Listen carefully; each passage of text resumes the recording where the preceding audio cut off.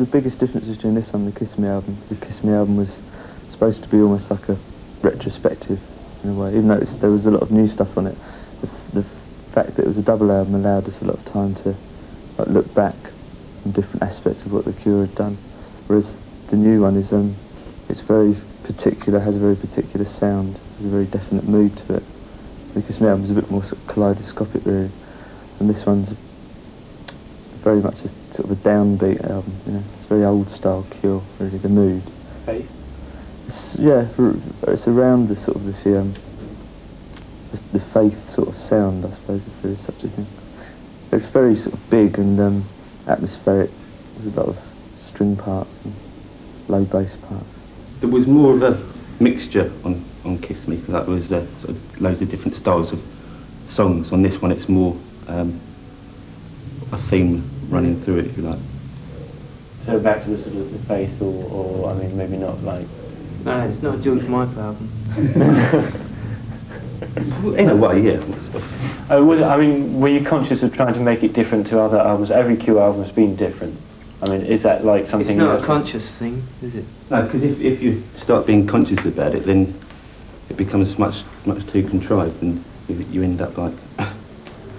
It's just the way that everybody's songs turned out. When we listened to them all, they all had that same kind of feel, so that's the way the album went. Who's writing on this one? Everybody. It's a sort of... how was it done? It was just all together and just sort of jammed it together, or were they sort of individual contributions? Everybody brought tapes along and just all listen to them and choose them. And the most depressing ones made it on that. Yeah.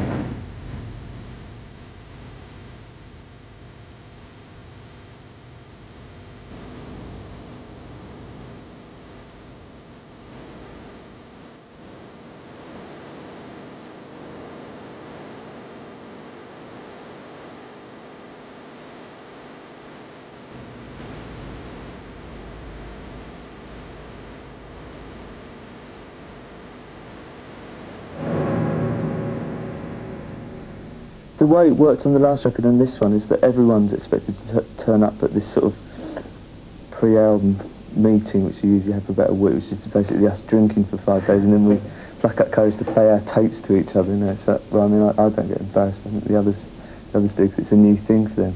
And it's really weird laying yourself open like that, you know, and everyone sort of go, oh no, you know, but there's like an unwritten code that you don't laugh, you know, even if you want to. That was broken a couple of times in this record, I must admit. Everyone plays their demos, and we just we give them points. You know, it's a very, in that sense, it's a very democratic process, and we just add up the points at the end, and the songs with the highest points go on to the next stage, which is us playing them, demoing them, seeing what they feel like. If there's anything particular that I think has been left out and should be used, it's the only time I like to use my sort of power of veto and include it. But it's again, if it's going to be a group, you know, everyone's got to be pretty happy with what we're going to play. It'd be pointless, otherwise it's just like session players. We never go in anywhere and say we're going to do this. It always just ends up being something. But usually there's like a key song or something that motivates me to say to the others, right, it's about time we thought about doing something. And then it works from that point, and we gradually build up. With this record, I had an idea of what I wanted, and I presented that to the others, and it then gets like mutated and comes out the other end after a pretty protracted process into what ends up on the shelves as a record. It can. There are stages when it can go any one of a million different ways, and they're very difficult to pinpoint. You can sort of see them in retrospect, times in the studio when we decide on a certain drum sound or something. But at the time of making a record, we never are really that in control. I don't think that aware of what's going on. I try and fool everyone into believing that I do know what's going on, but a lot of the time it's left to sort of chance. I think it's better, it turns out better, more spontaneous if you do it like that.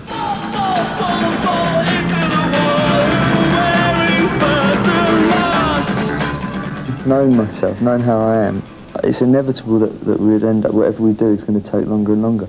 And it's not, as I used to think, I still complain and I'm horrified by groups that take months and months and months to make a record. I think it's a real waste. It's a waste of time.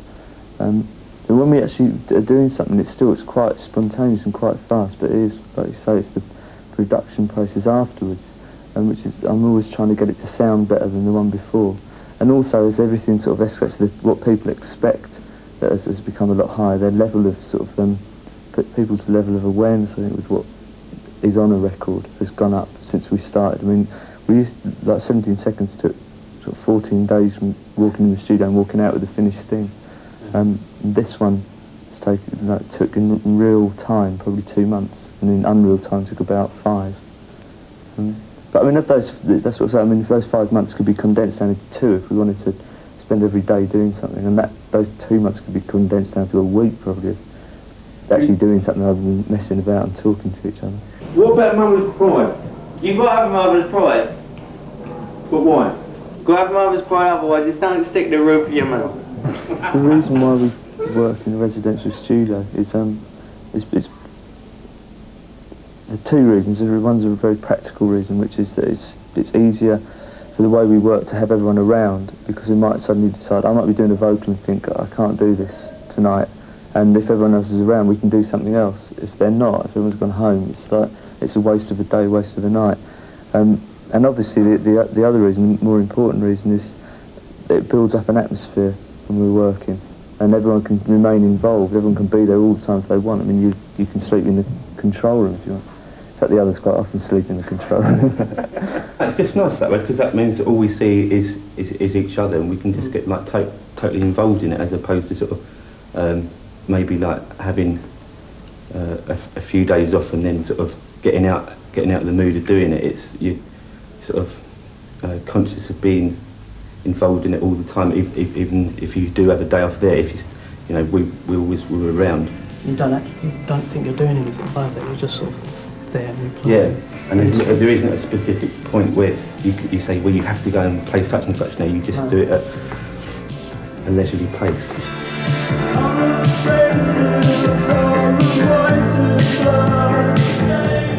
Is there any sort of like element of The Cure that makes it more than the sum of its parts?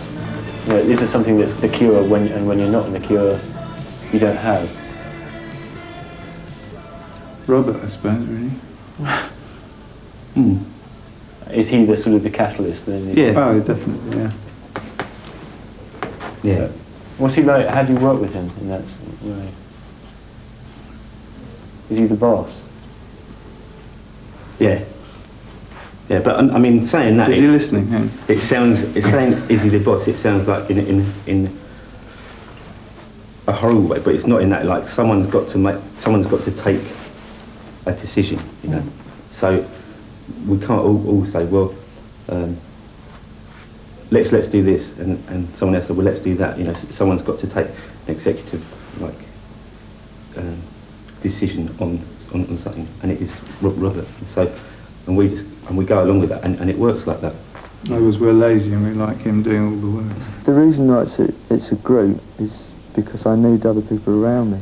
I mean, at times when we've made records like The Top, there hasn't really been anyone there apart from like on that record there was like Lowell sort of and Andy, and I played every instrument on it myself apart from drums, and I think it's about the worst record that we've ever made because of that, because there's no sort of, apart from that there's no criticism of anything that I was doing. There was no input either, and it's I don't know, I mean it always tends towards me sort of taking over and doing things like this when I'm doing it, the others do it sort of separately, and like in the videos that we're doing, but it's because I'm singing, it's inevitable that the attention is going to be focused on me, but I do try and deflect it as much as possible.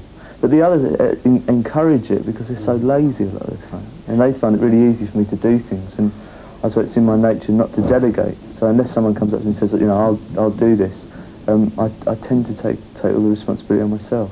We'd just be like going off in like really weird directions if there wasn't someone there to say, well, we're going to go over here, you know. Someone in a band has got to do that, and it's not being like careerist or anything like that. It's you know, someone's got to do it, and Robert's the best at doing it in this band. We used to maintain, I suppose, a public front of democracy, and also try and maintain an interior sort of democracy within the group, and it never really worked because there was always a lot of confusion and I would always constantly be having to remember that I couldn't take a decision on my own. And that sort of whole style of running the group by committee slowed everything down. It made everything so turgid that in the end it just got really grumpy all the time because I could never feel like I could do anything. So now, like I said, the others realise that. I mean, if they disagree, they disagree. And so, I mean, I'm not sort of like dictatorial to the degree where anything I say goes. There's more of them than there are of me. But if I say we're going to get up at 6 o'clock tomorrow morning and do a photo session, they'll say no, we won't be there. There's nothing in the world I can do about it. So I say, all right, and what time do you want to be? You know. So it's more like that. But I suppose the decisions, like the final decisions on artwork or production, they leave up to me. But the most important part of the group is actually making the music, and whether it be in the studio or on stage, it's that side of it that everyone has an equal input into, which is why it's better as a group. If it was me and the group, I would even get down to the point of saying, no, play it like this, you know, and if it got to that stage, the whole thing would become redundant.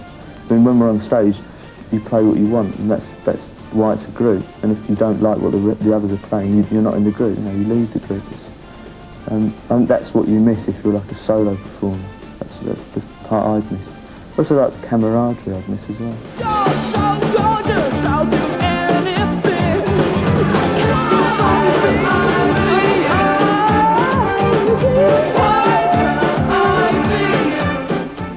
you, with this record, because of the advent of CD and being able to put at least an hour of music onto a CD, that was the one thing that we started working on this record with that in mind, that it would actually be an hour long.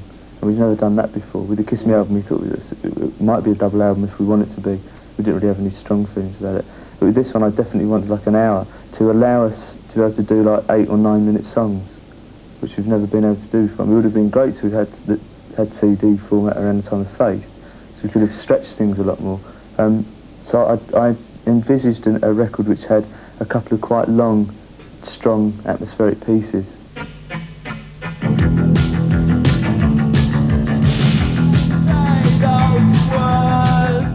So I find it a bit weird looking back, so I can't really listen to a lot of the stuff we do, and I find it quite difficult to play some of the songs on stage. Well, we very rarely do things like Siamese Twins, because it's sort of like rereading diaries that they're not very happy. Really. There was a period around that time which I don't dwell on too much. It wasn't very much fun. You don't get anything out of sort of the sort of exercising the misery type of thing. No, because there's things that worry me, then still worry me. But I just, you know, You know how to handle them. I don't know, but I scream in private, I'm not in public.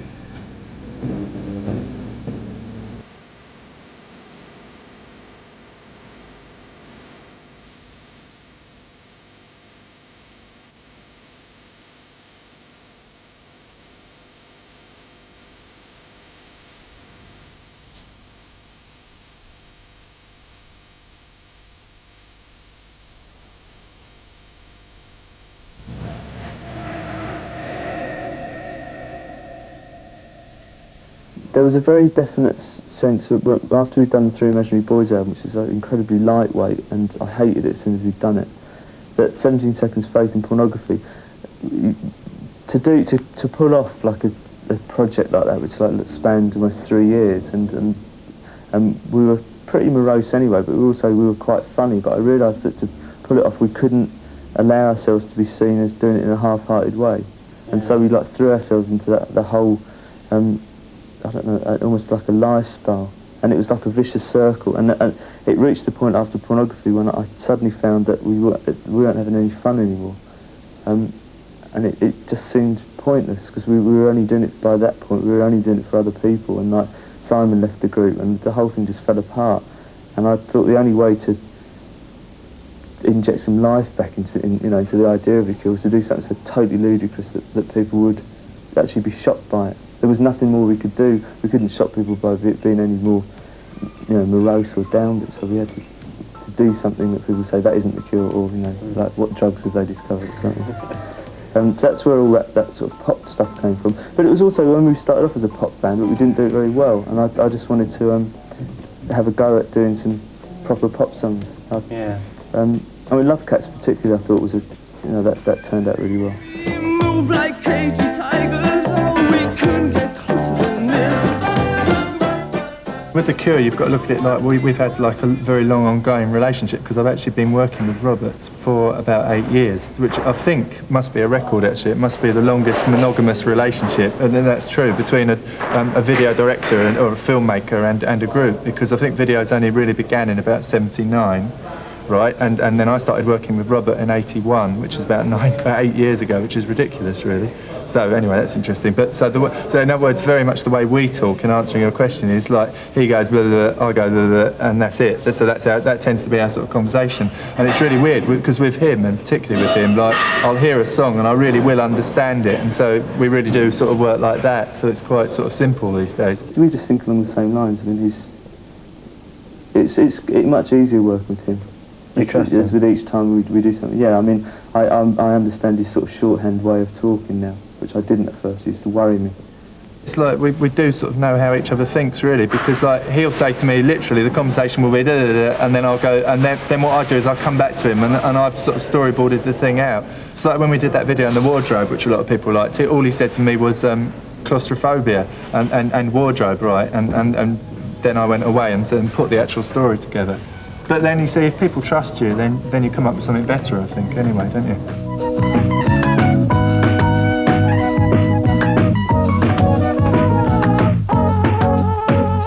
The way I think of it is I'm not a babysitter, so I certainly don't get into that mentality of pandering to people's egos. But with someone like Robert, it's great, and all the rest of The Cure, because they'll do anything, sort of thing. They're not proud at all, so they'll do anything. So there's no problems at all, really. But I certainly won't ever get into babysitting people, because I'd be a very expensive babysitter, wouldn't I? You know. Basically, he tries to put us through as much hardship and pain as possible in his video. He tries to introduce an element of risk or danger into it. Like this time, there's a bird-eating spider that's going to be crawling all over Robert. You know, so it's either that or sort of dunking us in water or something. You know.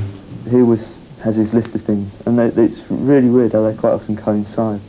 Like we had very, very similar thoughts about this film, which is good. His are obviously more aimed at causing me extreme discomfort. And I say a bed, and he goes, "Oh yeah, I agree with you, a bed," and then I arrive and it's a bed of nails. You know. My favourite Cure one actually would be In Between Days, which is different because most people like Close to Me, but I really like In Between Days because it's sort of wild and catches a really great spirit, I think. Yesterday I got so old I felt like I could die. Some saw lightning strike and saw it on the ground. 60 feet below the street, the sky came crashing down. You're talking about two sort of ultimate video bands in my mind, one of which would obviously be Talking Heads, I think, because they're like the American branch of it, and then you've got The Cure over here. Every video director in London wants to do The Cure, but I'm doing them. This one is like, it's focused really down hard on what I'm doing, so he's much more worried about what I'm doing on camera than he would be like in Fascination Street. He's more worried about the overall mood, the lighting, the smoke, the wind. You know, it's like, You a closet actor? I'm like, no, I really, really hate it. It's the worst part of being in the group, doing the videos. I squirm. This one's going to be literally right inside Robert's mouth. I like that, you know. How are you doing that? Well, I've got this thing called an endoscope, so I'm literally going to track the camera into Robert's mouth, so it should be fun. He doesn't know where it's been either.